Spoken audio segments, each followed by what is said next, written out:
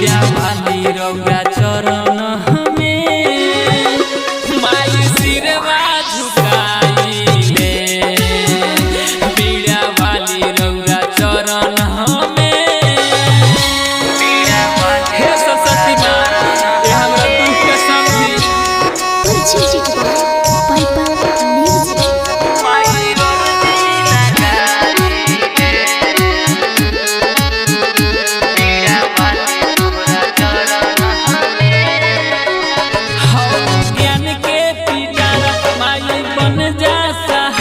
तोहरा बिना ना जिंदगी के होई हो गुजारा। हे माता के आशीर्वाद माँ हौ ज्ञान के पितारा माई बन जा सहारा। तोहरा बिना ना जिंदगी के होई हो गुजारा। हे माँ सरस्वती तोहरा शरण में आई के सिसवा झुकाइले।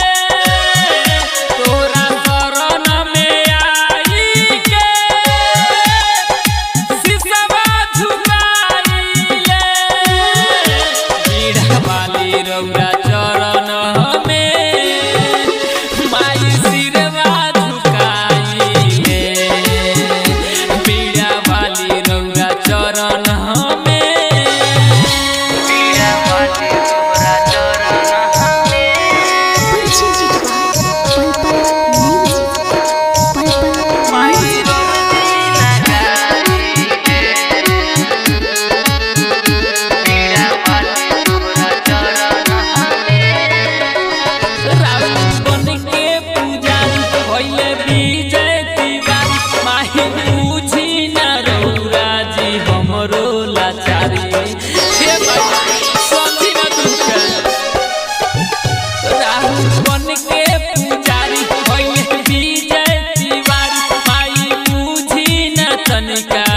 हमरो